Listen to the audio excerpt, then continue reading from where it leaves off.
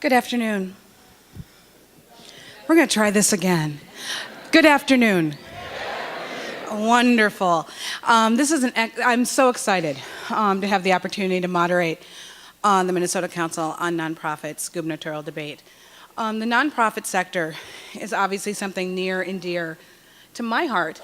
As the executive director of a nonprofit, having sat on nonprofit boards, volunteered for direct service and advocacy in legal nonprofits, I understand how important this sector is. As we look towards November 2nd, we know how important the relationship between our future governor and Minnesota's nonprofits is going to be. And so we're very excited, and of course we honor every candidate who is seeking to become Minnesota's next governor, but we're very excited to have Senator Mark Dayton and Mr. Tom Horner with us today to talk a little bit about their views and directly related to the nonprofit sector. Would you all like to come up and join me now?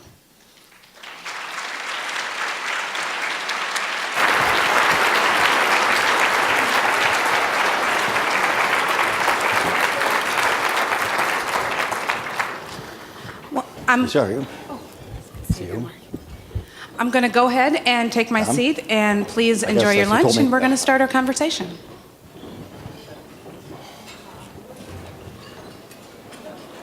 Okay.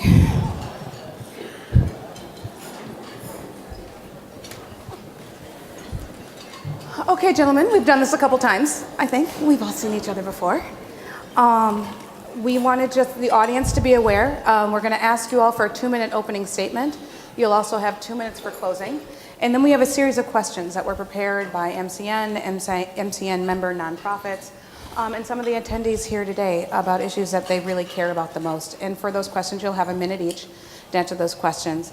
There may be space for follow-up, but we'll call that moderator's privilege, and we'll keep moving that along. And who deserves privilege more than such an excellent moderator? Why, thank you. I thank you, the League of Women Voters thanks you. Can we hold up one of the timekeeping signs for us, please? Can you both see that clearly? Wonderful. So we're going to ask you to start. In a random draw, Senator Dayton will be asked to start. In your 2-minute opening remarks, please add something about your own personal experience with a nonprofit, whether as a volunteer, board member, service, or participant in services. Mark? Well, thank you very much, Keesha. Thank you all, Minnesota Council on Nonprofits. And Tom, we have to keep meeting by ourselves like this. Yeah. This is the third debate in a row this week where the Republicans have sent their tracker and not their candidate. So I'm glad to be here with you. Thank you. And, you know, I worked in Boston. First, out of college, I taught in New York City. And then I was a street counselor, social worker, and then an administrator for a Boston social service agency back in the early 1970s. So I have experience both with literally the hands-on providing of social services to kids who run away from home or had no home, were experiencing crises and were on the streets, came into the emergency shelter, and then also as the principal fundraiser for this multi-social service agency. And back then, the challenges facing nonprofits in meeting the growing needs of our society and also raising the money to be able to do so, and the expectation of nonprofits, just had a chance to meet with the Minnesota Council on Foundations, the expectation of those funders that nonprofits would always be innovating and then would not be depending on them for ongoing funding, and then even then the beginning of the cutbacks in federal and state and local funding for the necessary services was a challenge. And now of course it's even greater what you're experiencing today. So I salute you and I thank you for your dedication to providing the critically important services that so many of our fellow citizens depend upon in our state. Nonprofits are just such a crucial part of the fabric of our society, the greatness of Minnesota, people extending a helping hand one to another. And so, even more so, we need to reestablish that partnership between the state government, which has been ruptured so severely in its relationships with local governments and some of you directly and also indirectly your funding sources, and reestablish that working partnership together. Thank you. Mr. Horner. Well, let me also join in thanking you and thanking Keesha and the League of Women Voters for making you available. to Senator Dayton for being here, to the council for hosting us, and to all of you for being here. We also ought to pay special note to the city of Duluth and to Greater Powers for providing us with this great weather that we're having. And let's hope that all of you get out there to enjoy it and to take a walk along the lake walk. You know, I grew up in a family in which community service to our fellow men and women was expected. Not worn on the sleeve, but expected. And that's the tradition that I grew up in, the tradition that I've tried to follow in my career. I've gained a great deal of experience, a great deal of knowledge, a great deal of wisdom through my professional career with Senator Dave Durenberger, one of the real leaders with the nonprofit sector, as well as through the work that I've done in my own firm with a number of the organizations who are in this room. But it is my work in the nonprofit community, on boards, as a volunteer, in other roles, that really has reflected, has deepened, has really enhanced my values. And that's what I bring to this race, that understanding of how important it is to be part of the civic culture. And I think that is one of the things that is in jeopardy in Minnesota these days, that we're losing that connection between our individual actions and the community as a whole. And we have to be more thoughtful about that. So my work as a board member on Catholic Charities with the Children's Theater, Minnesota Land Trust, and a number of other boards and community service activities really has been an important part of who I am and what I offer as a gubernatorial candidate. And I think that's what this campaign is about. Who has the leadership, the vision, the ability to bring us together to move the state forward? I look forward to our conversation. Thank you.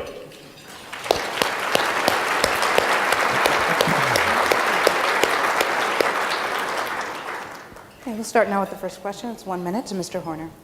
How would your administration relate to the nonprofit sector and make use of the long-time partnership between government and nonprofits? I think there are so many areas in which government needs to work hand in hand with the nonprofit sector. I think that there are so many things that the nonprofit sector brings that government sometimes can't do or can't do very well. In terms of research, helping us define and understanding the scope of problems and the opportunities for innovative solutions. I think it's the nonprofit sector that really is our test lab for a lot of the great ideas that we need to incorporate in our community. And I also believe that it's the nonprofit sector that produces some of the leaders that we ought to tap into. But I also think that it's important, and you look at this room, and certainly part of my background, what the nonprofit sector brings in terms of grassroots, feet on the street, people who are involved, who bring their passion, their commitment, their ability to move things forward. We can't rely on government as the sole source of answers. We need to turn to the creativity of the nonprofit sector. Thank you. Senator Dayton. I would agree with Mr. Horner that your creativity, your approaches to innovative problem solving are crucial to our effectiveness, and that we need to build this public-private partnership. You need to have a responsible partner in state government as a source of funding, as well as indirectly through counties and other providers of social services. You need to know that you can rely on the state government. And also, the new administration has a lot of need for people involved directly or on boards and commissions. And so not to recruit you away from what you're doing now, but if you would happen to be interested, if I'm fortunate enough to be elected by the people of Minnesota in 25 days, I would invite your participation, whether it's full-time or whether it's on these various boards, commissions, and councils, because we do need, in this decade now of ever-increasing needs and ever more limited resources, to find more innovative and creative and effective ways, public and private sector together, to solve problems, to meet people's needs, and to create, the theme of my campaign, a better Minnesota. Thank you. This question next goes first to Senator Dayton. Minnesota has a state-mandated, county-administered human service delivery system. Nonprofits play a key role in partnering with government to deliver those services. In recent years, lawmakers have discussed redesigning the system in various ways. In your view, what should the future of human service delivery look like in Minnesota? First of all, it has to depend upon stable funding. The counties and cities and other forms of local government have to be able to rely, you have to be able to rely for the funding you receive from them as well as from the state. So we have to first establish a firm foundation. And secondly, I'd say, it really varies from one part of the state to another, one county to another. I've been in 87 counties in 87 days. I've met with county officials, nonprofit, people like yourselves, and the complexion is different in one area of the state or another, depending whether it's a metro or a more rural part of the state, depending on those relationships. So I would say that those are the relationships that the state ought to support with stable funding, and then leave it to working with you, and also the local government's working with you to, as I say, to keep innovating. We've got to keep looking ahead. We've got limited resources, we're going to have growing needs. We have to keep depending upon you as the creative engine, and then the partnership with counties and with the cities and with the state to deliver those services. And it's going to look different from one part of the state to another. It'll look different 10 years from now as it does today. Thank you. Mr. Horner. Well, it is one of the reasons, this critical issue, why I was so delighted that Jim Mulder joined my ticket as the Lieutenant Governor candidate. Jim, for the last 20 years, has been the Executive Director of the Association of Minnesota Counties. He probably knows more about the state-county relationship than most people in the state. And so he has been a good advisor to me and will be a great leader in innovating. And one of the things that he and I often talk about is look at the reality of delivering social services through the counties right now. In most counties, on average, a social worker spends 40% of her time filling out paperwork required by the state. Not delivering services, not meeting the needs of people, but filling out paperwork. We need to move away from that kind of a system. We do need innovation that relies on stable funding, but that puts the delivery of the service in the hands of the people who are closest to the clients, who understand what's going on, and then trust them for their innovation, for their thoughtfulness, for their compassion, and for their leadership. Thank you. This next question first, Mr. Horner. We face a $5.8 billion budget shortfall in the next budget cycle. How would you propose that we balance the budget in a way that preserves key services and invests in the future? Please indicate which revenues you would raise and which cuts you would make, and how both would impact Minnesota's future. Well, and this is one of the areas where Senator Dayton and I and Representative Emmer and I think fundamentally disagree. I think we do need to move to a much more stable source of revenue, and that's not the income tax. We have been on such a roller coaster ride for the last 12 years of big surpluses, big deficits, in part because we are dependent on an inherently volatile source of revenue. So I think we do need to move more toward a consumption tax. We can protect the low income. We'll keep medical services, food, those kinds of essential purchases tax exempt because that is important. But we do need to move to a more stable source of revenue so that we can fund our priorities. Secondly, I do believe that we're going to have to reduce government spending, but we have to do it with an eye toward where do we get value and what do we need to do to invest in the future. And so one of the differences, I have a budget that says very specifically, here's how we're going to fund transitional services, supportive services for the homeless, early childhood education. If everything is a priority, nothing is a priority. We're going to have to make tough decisions, be honest with the people, and move forward with the collective wisdom of all of us. Thank you.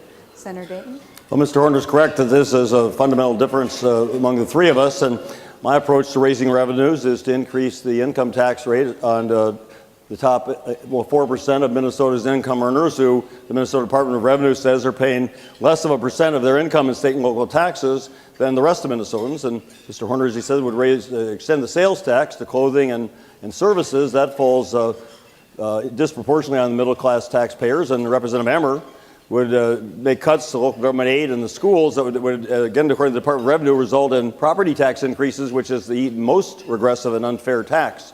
In terms of cuts, I've detailed about $1.2 billion in my proposal. It's on my website, www.markdayton.org. But the point mainly is that we need to find these administrative and other efficiencies and savings without impacting, if we possibly can, education, which is almost half the state budget, health and human services, which is another 30%. That's 80% right there that goes to the people of Minnesota for what they need, education, health care, and human services. Thank you. First to Senator Dayton. A working partnership between the legislature and the governor's office is essential to addressing the state's needs. What leadership qualities will you bring to develop a productive relationship with the legislative branch? I served in the executive branch of state government through 9 different legislative sessions, heading 3 different state agencies, and once working in Governor Perpich's office. And I always thought it was very important to work cooperatively with people from both parties, all different points of view. So I would work collaboratively, as I did when I was a U.S. Senator, when President Bush was a Republican president, and for 4.5 of the 6 years I was there, the Republicans controlled the majority in the U.S. Senate. Yet I worked with Senator John McCain, then Senator Ted Stevens of Alaska, to get the first congressional funding for the pioneering program of the Minnesota National Guard Beyond the Yellow Ribbon, which is providing supportive services to returning Afghan and Iraq war heroes and their families as they come back to society, get reconnected with their families, with their jobs, or try to find jobs, and with the society. So I have worked cooperatively and collaboratively in both the state government and out in Washington with people from all different points of view, all the backgrounds, and all political parties. And I will do so if I'm governor. Thank you. Mr. Horner. Well, at an earlier debate, I asked Senator Dayton to name a half dozen Democrats who would support his plan to raise income taxes, and even told him that I would spot him John Marty. And I haven't heard anything yet about where that support is coming from. I mean, the fact is, you have to have politically viable solutions. You can't start off with solutions that aren't supported by Republicans or Democrats. That's the basic.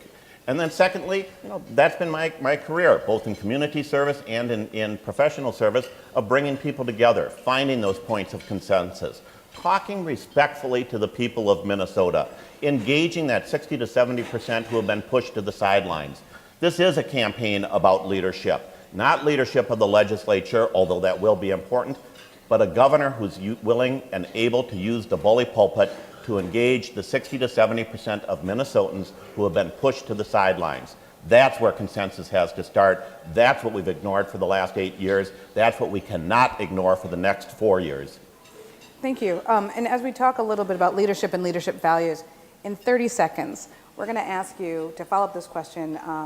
There's a member organization that's very particular in knowing what criteria will you use to appoint commissioners to your administration? And we'll start with Mr. Horner. Again, 30 seconds. So now we're down to 30 seconds. This is like speed dating It for policy is. wonks.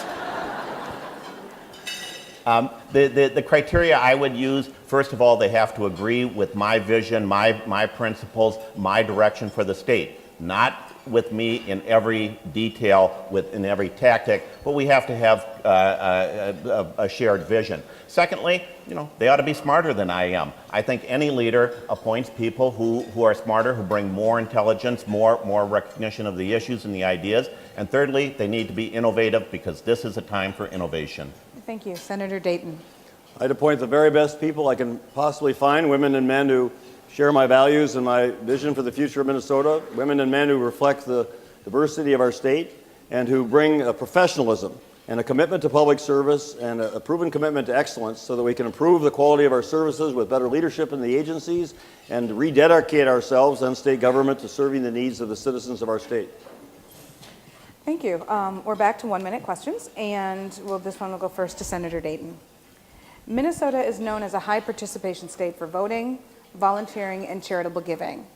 What do you see as a role as government in promoting civic administration, and what specifically would your administration do?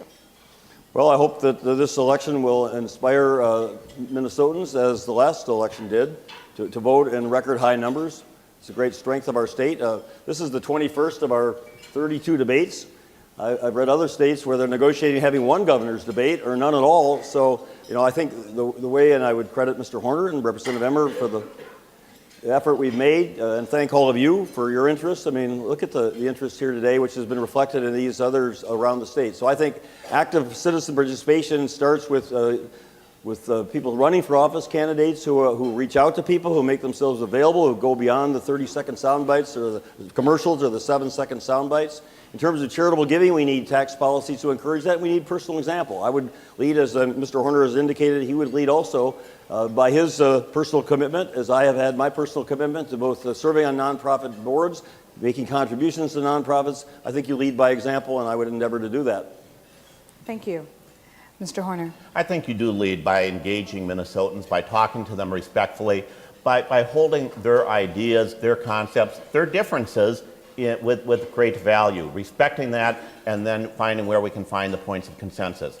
But I do believe that restoring our civic comity really does start with us as candidates and the kind of campaigns that we're willing to wage. And I do congratulate Senator Dayton for, in his own campaign, largely keeping it positive. I would ask Senator Dayton to ask the liberal independent expenditure groups maybe to back off a little bit.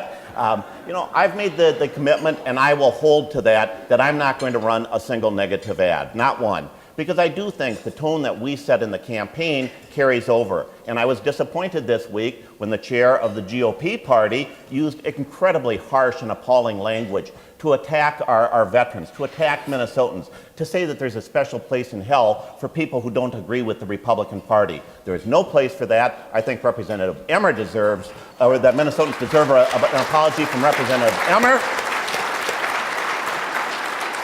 And that we need to restore the civil level of discourse in this campaign. Thank you. And I'm going to take a little bit of moderator's privilege here because I think we missed part of the question. I'm going to ask you all to take 30 seconds to talk about your vision and role on supporting volunteerism and participation in civic life. Mr. Horner. Well, on supporting volunteerism, you know, I do think that it is in part using the bully pulpit, in part using good public policy to engage volunteers, to work with volunteers, to hold volunteers in high regard. One of the things that I've done both in my community service and in my professional service is find those areas where public service volunteerism and government intersect, engage volunteers, and then respect them for the contributions that they bring. Thank you. Senator Dayton.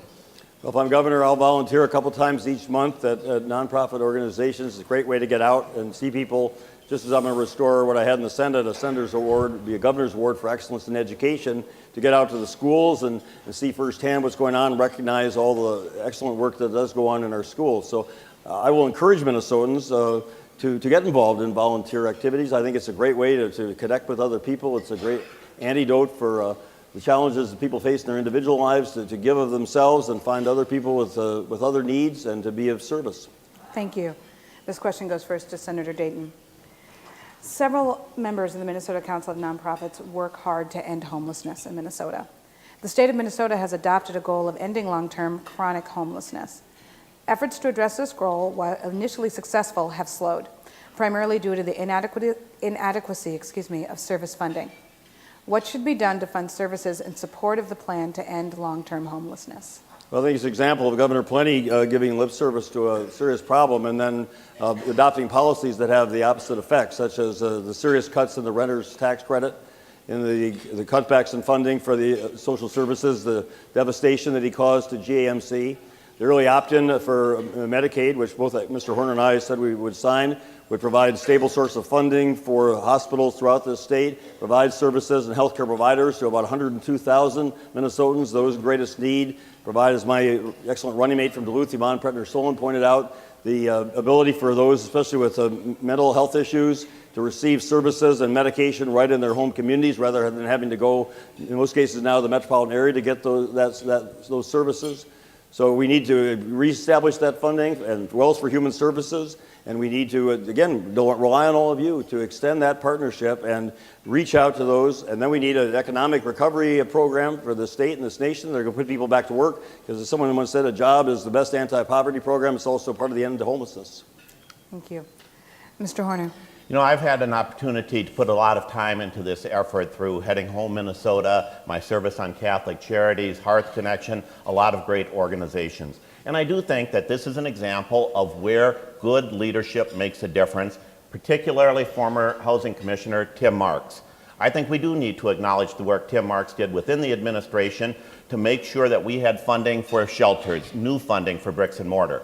But as the question suggests, it isn't enough. We do need to move now toward more funding for supportive services, helping people in transition. And so when you look at my budget proposal, I'm the only one who has specified new money for families in transition, for supportive services for those who are homeless. I do think, though, that we also need to look at health care, at leadership, at other issues that are important, including continuing the work of Heading Home Minnesota and other organizations to bring business to the table on this issue, to make it clear that it's not just a social justice issue, as important as that is, it's an economic vitality issue for all of Minnesota. We all have a stake in solving it.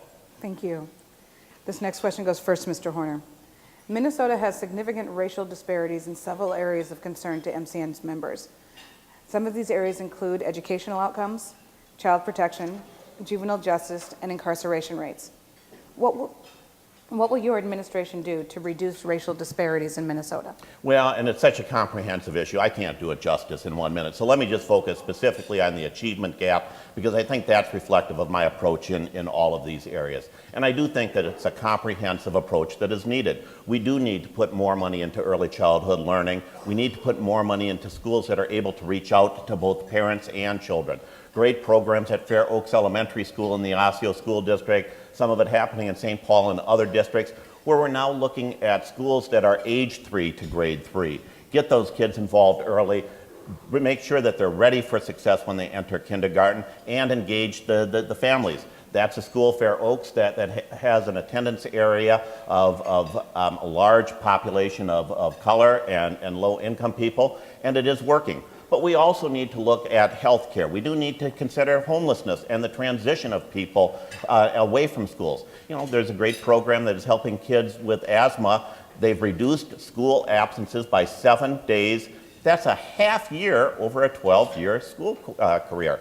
It's all of those solutions. Thank you. Senator Dayton.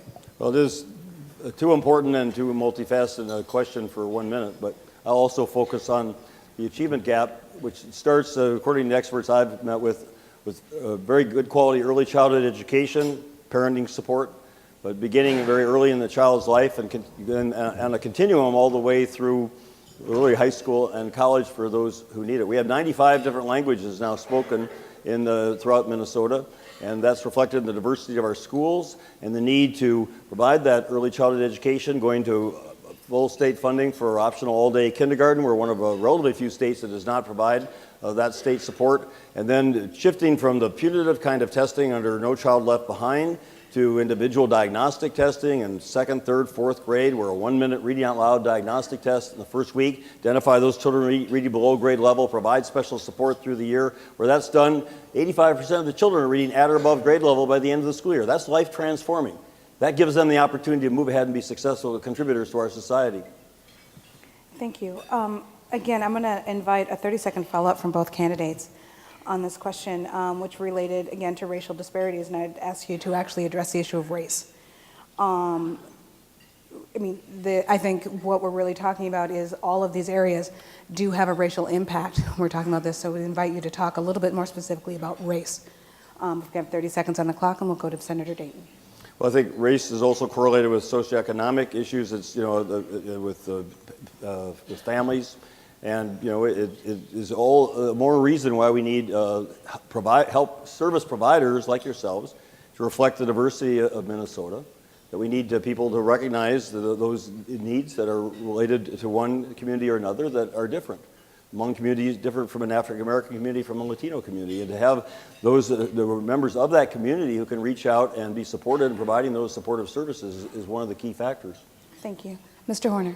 Well, I agree. I think there are a lot of investments we need to make in ending poverty and making sure that health care is accessible and making sure that we have a strong, growing economy that creates opportunities for all Minnesotans. But I do believe that this is another one of those areas where a governor who is willing to use the bully pulpit, who is willing to engage all Minnesotans in a discussion of the realities of race, the realities of majority privilege, the realities of what happens in our community, to talk honestly to all people and to elevate the conversation.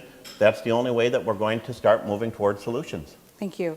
This next question, we're back at 1 minute, and this next question goes first to Mr. Horner.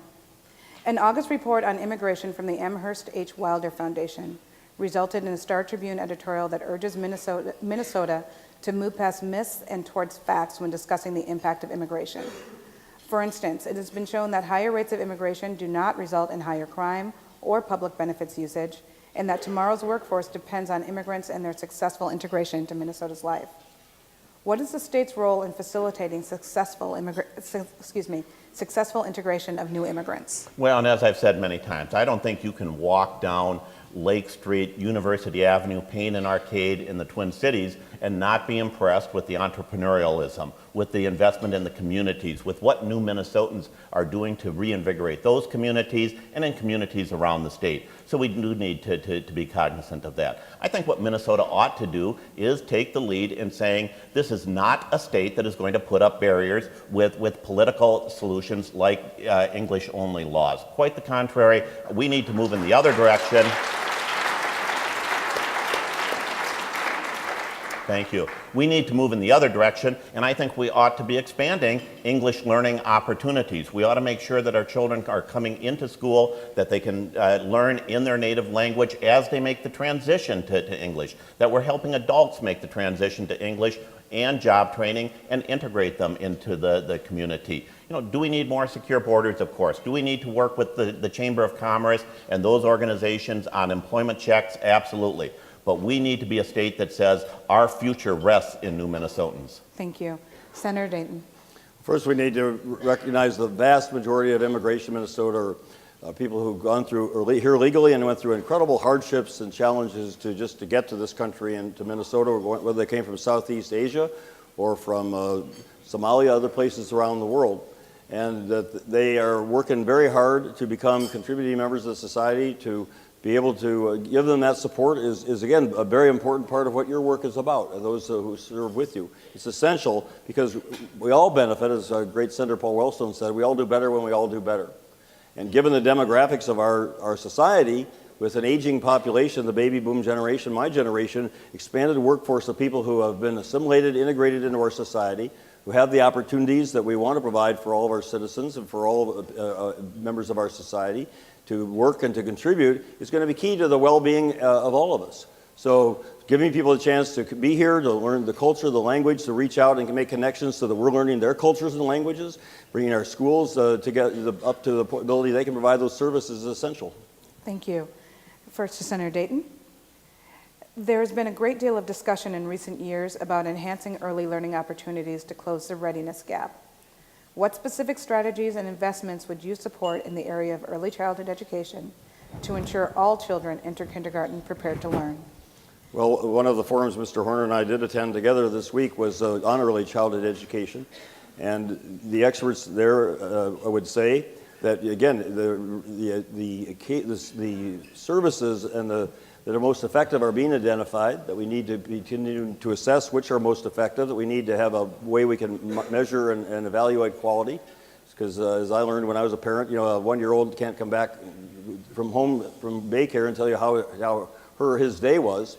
But we need to be able to provide those services to everybody who needs them. And it is a function of resources. We are going to have to make a commitment. We should, as Ready for K said, have the goal of doubling the number of children that have these opportunities in Minnesota and we're frankly one of the poorest states in percentage of children who need these services who are obtaining them. And we know, as I learned when I volunteered for Head Start program 40 years ago in college, how vitally important that is to helping children overcome whatever gaps that exist in early childhood and have a chance to go to school ready to learn. Thank you. Mr. Horner. Well, I do think we need to make resources available, but we also need to be honest with Minnesotans and to say we got a $6 billion shortfall. And so we need to set priorities. If everything's a priority, nothing's a priority. Everything gets done a little bit and nothing gets done really well. So here are my priorities. They're in my budget with specific funding. First, I do think we need to put the first new dollar into early childhood learning. We need to work with organizations like the Minnesota Early Learning Foundation to make sure that those dollars are going into the programs that are delivering the highest value at the highest quality. Secondly, I do think that we need more programs that start even before age 3, including prenatal home visits. We need to make sure that parents have the opportunity to be good parents. So the prenatal home visits, ECFE. And then lastly, we need to make sure that we get kids reading at grade level by 3rd grade. I'm proud of the work I did as part of the Serve Minnesota, the AmeriCorps program, to create Minnesota Reading Corps that is showing great success in doing exactly that. Thank you. A member organization of MCN has a 30-second follow-up to that question. To Mr. Horner. Specifically, what will you do to ensure that low-wage working families will have access to high-quality childcare as a component of early childhood education? Well, and again, that's a function of funding. We make high-quality services available through funding, through making sure that we're working with the federal government, with the state government to make funding available and to knock down the barriers that sometimes exist between the federal and state government, between programs that don't always allow us to use the dollars most effectively, to leverage the dollars. So it's adequate funding, it's knocking down the barriers, it's making sure that every dollar gets used most effectively. And then secondly, I think it's also important that we make sure that that we're doing the outreach. I mean, part of the problem is, and you know it firsthand, we just have to make sure people know about this, that we don't set up artificial barriers, that we're engaging them. Part of government's role, here's a concept for me, part of government's role is public relations and marketing. You know? We need to educate people on what services are available, on how they can engage, and then make it easy for them to do it in responsible ways. Thank you. Senator Dayton. Well, it is funding, and it is making it possible through support for low-income families to be able to afford those costs, and also that those providing that, daycare providers and others, are being paid at salaries that are such that attract and keep really good and dedicated people. So it is about, here again, establishing a public-private partnership and working with business. To his credit, former State Senator Dwayne Benson, Republican leader of the Senate, is working with businesses to help them recognize that these services to young children are about getting their future employees 20, 30 years from now ready for employment, and that they are going to gain as an investment. It's also about basic human right that every child should have to have a full and equal opportunity to achieve the American dream. And we know now that that starts very early in life. And we know that some have that opportunity better than others. And if we have a commitment as a society as a matter of social justice as well as economic opportunity, then we need to make those investments. We need to make those commitments to our children who are our future.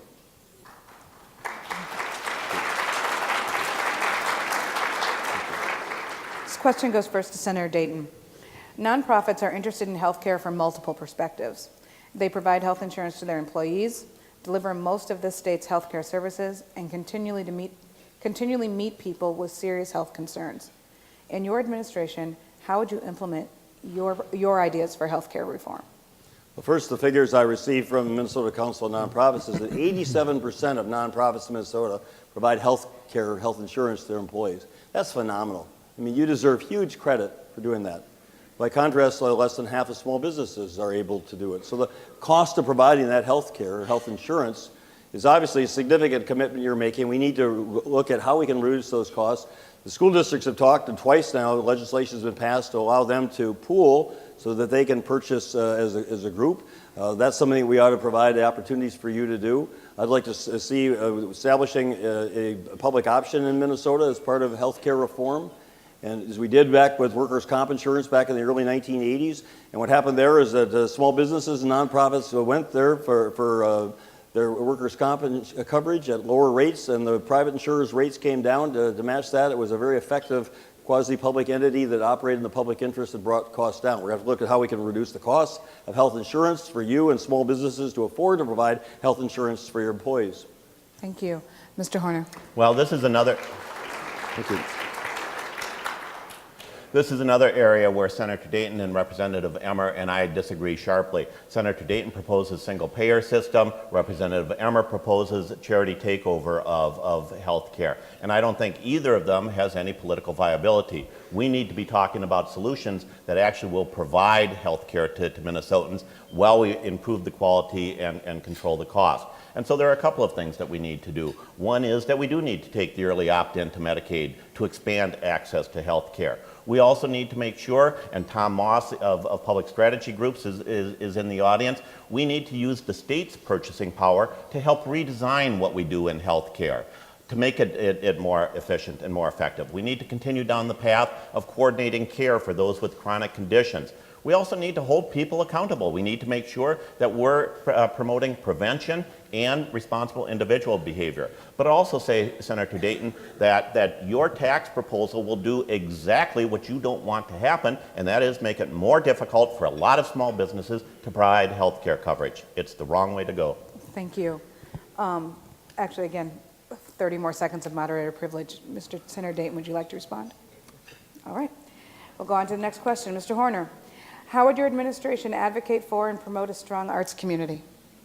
Well, I think we promote a strong arts community, and I come from the background of having served on a number of arts boards in a couple of ways. One is that I do think that we have to elevate it as part of our society, and the best way to do that is I think we need to restore arts education in our schools. We can't have such rigidity in our schools.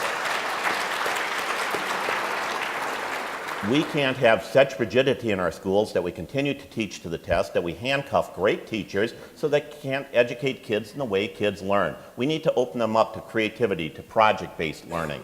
Secondly, I do think that there's an important role for funding, public funding of the arts. I think it is one of the assets that Minnesota has that we ought to value. You know, I wouldn't have done a constitutional amendment. You would hope that the legislature would act responsibly to fund the arts and outdoors and our other great assets. But now that it's there, let's use it wisely, let's use it responsibly, and let's make sure that we're expanding access to arts, not just in the larger cities, but throughout the state, and particularly our rural communities. Thank you. Senator Dayton.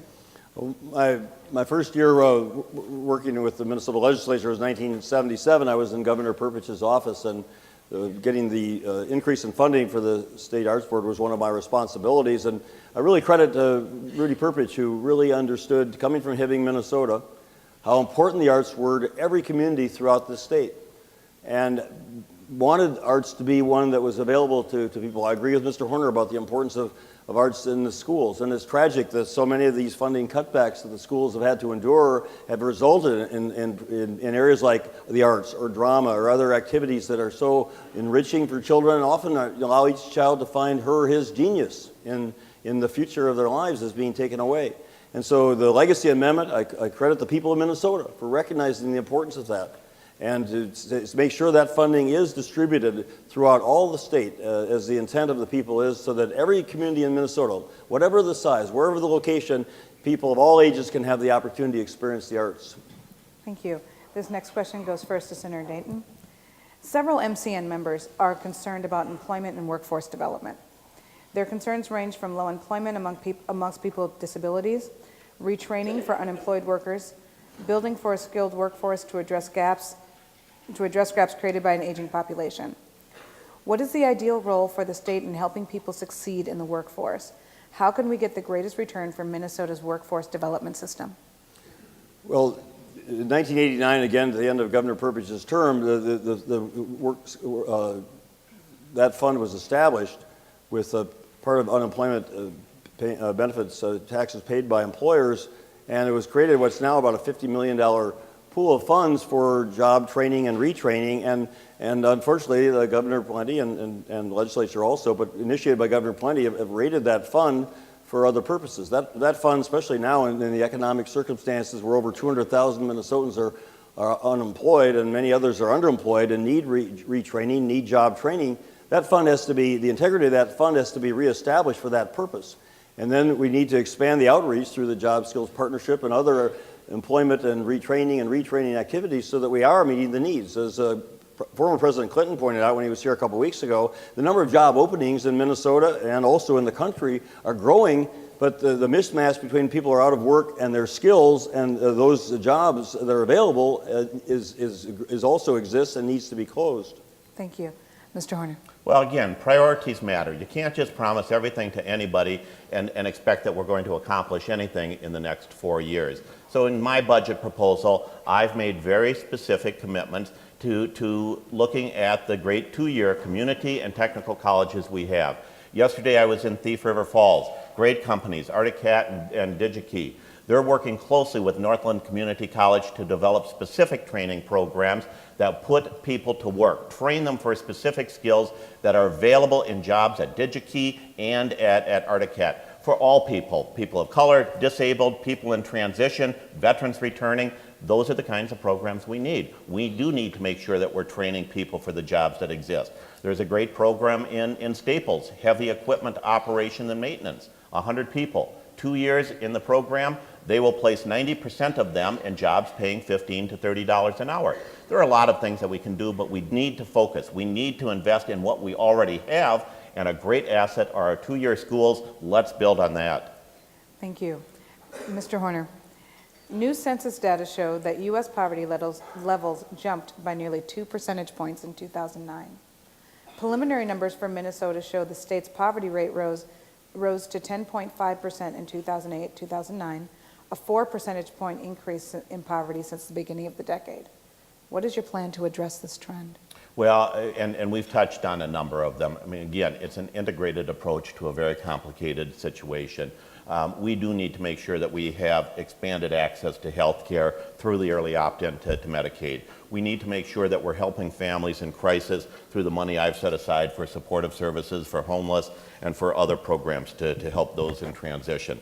We do need good job training so that those people who have had the rug pulled out from under them can get the skills they need for the jobs that are available in Minnesota. But then we also do need to expand the economy. We need to create good economic policies that are going to create the kinds of jobs in Minnesota that produce good, well-paying career jobs. And that's an important priority. And it is going to take tax reform. It is going to take strategic investments. And it is going to take a stable source of revenue for the state so that we can make long-term commitments to these spending programs and get off the roller coaster that the income tax produces in big surpluses some year and steep deficits the next year. Thank you. Senator Dayton. Well, it's been said many times that the best anti-poverty program is a job, and giving people the skills and the training that they can move to employment is, of course, a big part of what many of you do, a very important part. Back in the 1990s, when Newt Gingrich and the Contract of America froze then called the TANF funds, and the economy improved, there were more resources for social service agencies, public and private, to provide the support that people needed. And lo and behold, it proved what everybody who worked in that field do. That if you provide education, if you provide daycare, if you provide transportation, if you provide supportive counseling, you can move people into employment opportunities. Talked earlier about the new openings and giving people the skills with training and retraining that they can move into those areas. So all of you who are the experts in this area and dedicate your lives to these efforts know what's effective. It's a matter of giving you the tools, the capability, and yes, the resources, so that you can go out and do what works. And again, it's different from one part of the state to another, but with you, we can turn this around. Thank you. Senator Dayton, the cost to attend public higher education institutions has more than doubled in the past decade. At the same time, state and federal financial aid has not kept pace with these increasing costs. How would you ensure that students from all economic backgrounds have the financial ability to attend a higher education institution? Well, when I was worked for then Senator Walter Mondale back in the 1970s in Washington, education was my area of responsibility. And back then, the student aid was 1/3 grants, 1/3 loans, and 1/3 college work study. Now it's 2% college work study, 18% grants, and 80% loans, which for so many families and their children means loans, loans, and more loans. Meanwhile, because Minnesota's commitment to higher education has gone from 12th highest in the nation to 32nd in this decade, the tuition has gone up. Mr. Horner's right about the importance of our two-year public colleges, and yet we have the second or third highest tuition in the country, in the top 10 with the Minsk universities. The University of Minnesota's tuition is higher than any of the surrounding states because, again, we have not been making over this last decade that investment in the state support for our public colleges and universities, and tuition's gone up and the financial aid has not kept pace. So it's both a federal challenge to make which is the primary source of financial aid, to increase that support there, and it's the state's responsibility to increase this support for our public colleges and universities to bring down, or at least prevent the increases in the tuition costs. Thank you. Mr. Horner. Well, I think we all know the problems. The challenge is, what are the solutions? So here are a couple in 60 seconds or less. I do think that it starts in our K-12 system. We need to let teachers teach. We need to remove the rigidity that handcuffs very effective teachers and doesn't allow students to teach. We need to make sure we have great principals in our K-12 schools, and that those schools certainly are held accountable, but they're able to design programs for the student body that they're working with, so that kids coming out of 12th grade are prepared for the next level, whether it's the military, job, or higher education. We do need to invest more in our two-year schools and integrate them fully, not just with the community and regional economic assets, but with the high schools, so that kids can move into those schools during their 12th year and start to take some college courses, so that kids can go from 12th grade to the 2-year schools, get their generals done, and then move seamlessly into a 4-year school. MnSCU has done that pretty well. The university system still has some room to adapt to that seamless transition. Thank you. Mr. Horner, we're meeting today in the Duluth Entertainment Convention Center, adjacent to the new arena being built with significant funding from the 2008 bonding bill. In your view, what is the role of state government in sustaining local economies and enhancing community infrastructure?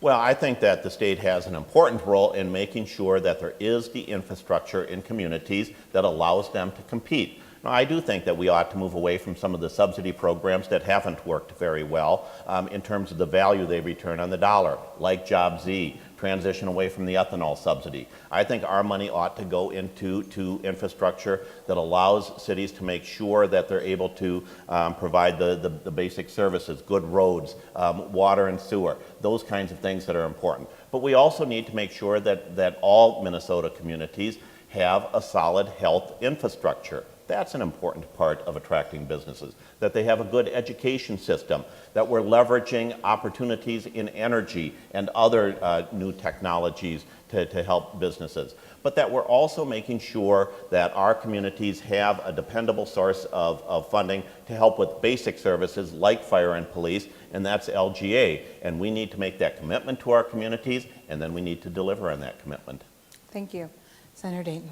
Well, you're right, Keesha, that the deck was being rebuilt with the state bonding in the 2008 legislative session that my terrific running mate, Yvonne Predner-Solon, state senator from Duluth, was instrumental in obtaining, despite the threat of Governor Plenty's veto. And this is an example in the area just adjacent here, the development of that whole part of Duluth, which has just been incredible to witness over the last 10, 15 years, is very much a part of tax increment financing and another example of the public-private partnership. And it's unfortunate Representative Emmer isn't here today, who voted against every bonding bill that's gone before the legislature when he was in the legislature, and really eschews these kinds of public-private partnerships, because here's proof positive. Here and in businesses that have grown because the public sector provided infrastructure improvements and also provided the financial foundation for their employment of people over this area. So it's absolutely one of the keys, and that's why I proposed a bonding bill that will keep those initiatives going forward. Thank you. This is our last question, and then we'll move to closing statements. Senator Dayton. According to Minnesota State Demographic Center, Minnesota's population is projected to grow 24% from 2005 to 2035. All regions of the state will become more racially and ethnically diverse than they are now. The number of seniors is expected to increase dramatically in the years to come. How would your administration prepare Minnesota for these projected demographic shifts? I always knew that people aged, and I just thought that I would be an exception, but we are going to face challenges and also opportunities resulting from that. You know, again, the diversity of Minnesota has been always one of the great sources of our strength. It means we make an initial investment, and we talked earlier about children and young people who come from all backgrounds, all parts of the world, some of whom come here at different ages with no prior education. But if we make that investment and help them develop the skills and abilities necessary, they'll be fabulous contributing members. They'll be the new entrepreneurs. They'll be the new social service providers. Similarly, we need to engage our elderly in, as we talked earlier, about volunteerism and seeing the benefits of that, of how extending a helping hand in the school to a child to help a child catch up with reading or math or something can be just invaluable in terms of their own sense of rewards. So it's a way we engage everybody together. And if I'm governor, I'll try to lead by my example, by my commitment, by saying that's part of the greatness of Minnesota we need to continue to build upon with your help and support. Thank you.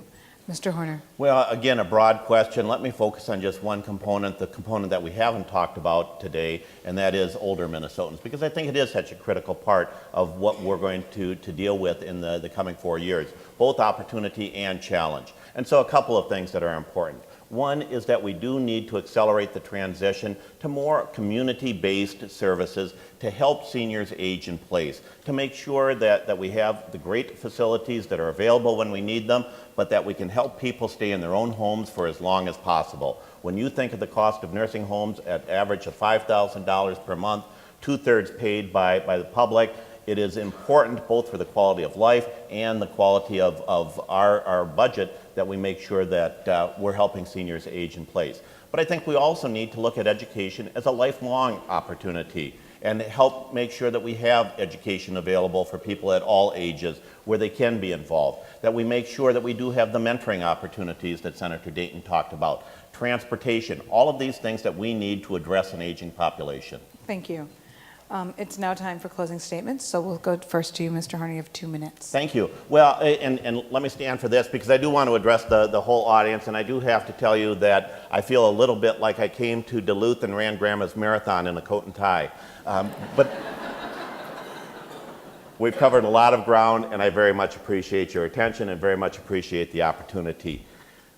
I got into this race. I decided to run for governor because I do care passionately about the state. I care passionately about my 3 children who are just at the beginning of their professional lives. And I want them to have the same opportunities in Minnesota that I've had.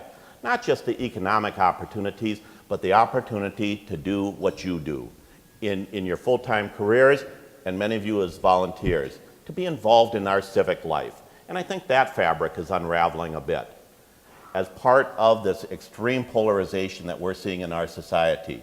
And we need to get past that. I don't think the next governor is going to be successful if he doesn't have the ability, the experience, and the temperament to use the bully pulpit, not to build consensus in the legislature between Democrats and Republicans, but to reach out to you, to re-engage Minnesotans in what our state is all about, to make Minnesotans part of the solution. Minnesota native Thomas Friedman earlier this week wrote a great column about how he sees a revolution of the radical center.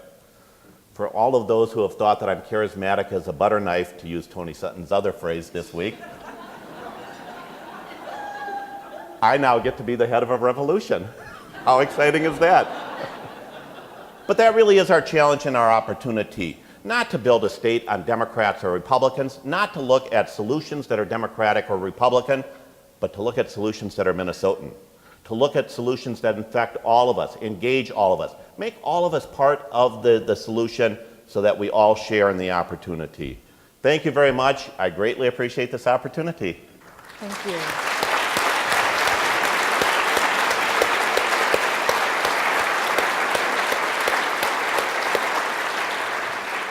Senator Dayton, 2 minutes.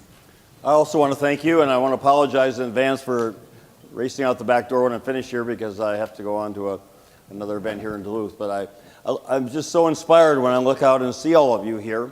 This really incredible number of you, and I know there are so many thousands more of your co-workers around the state who have dedicated your lives and your careers to serving your fellow Minnesotans.